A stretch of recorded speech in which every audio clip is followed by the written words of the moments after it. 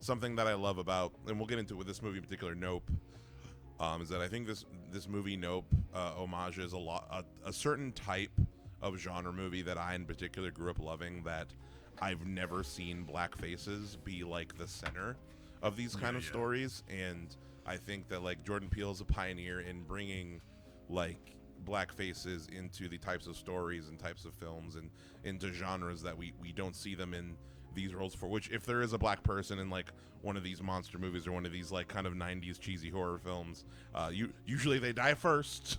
Absolutely. Usually they're there to say damn and hell no, I ain't going in there. You know? Oh no, you weren't gonna make me go in there, and then they go in there, and then they die. And I think that it's directed immaculately. I think that it's got the right scares where it counts. I think it's a fun adventure where it counts. I think the characters are super memorable. I think, and like I was saying, it definitely is like an homage to, like, beyond the kind of like deeper themes that we spent the first half of this episode mostly talking about. It's really paying homage to all these great kind of monster movies and this kind of like era of spectacle filmmaking and kind of like what, you know, these kind of movies that like I grew up like really loving, and all of those elements where it plays with those conventions and it messes with those kind of ideas, like, you know, Sky Jaws, you know, really, which is like ultimately like on the surface what it could be. Like, it's just that piece of it is a lot of fun. Like, I think ultimately at the end of the day, if you want to ignore the deeper elements of it, like, I think it's a really fun time, but it also has like a lot to say, you know, which ultimately I think is like the strength of what Jordan Peele does with like genre film is wrap up. Generally, as far as Nope is concerned, I think that Nope is out of Jordan Peele's catalog the most different and currently the most ambitious in terms of what kind of story it's trying to tell. No, I think Us is the most ambitious. I think Nope is the most different. Okay. Nope is going so many places. Nope is telling such an interesting story, but never really never really making it obvious kind of what type of story it is, and I really, really like that.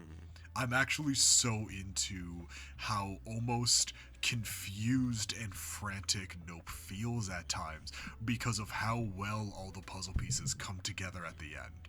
And I think that you really have to trust in this movie to enjoy it to its fullest. And I like that. I like movies that I have to take a trust in. It demands that you pay attention. It's not a movie. It's not a casual watch, for sure. But it also is. I think it also is. Here's the thing, right? I think Nope is a casual watch if you go into it with a casual mindset. But if you go into it with anything but a casual mindset, you gotta be paying attention. Bring your A game, because it is not the type of movie that makes it easy on you. That's true. You can't go in with a casual mindset expecting a complex movie. You have to go in with a complex mindset expecting a complex movie. It's whatever you want it to be. And like low key, you just gotta match its freak. Yeah.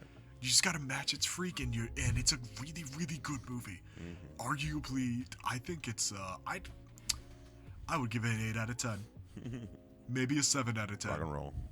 I forget what I gave it. I think I got on Letterboxd. I gave it a 4, or maybe 4 out of 10. Out of 5. Letterboxd is a gotcha. 5 stars. Okay. Oh, word. Okay. I was like, Jesus Christ, that's low. Yeah, no, my favorite of his 3 is still Get Out, but I think that Get Out is just it's the purest. It's the simple. It's the most concentrated. So, here we go. With childish frustrations and complexes, the police are searching for James Thomas, believed to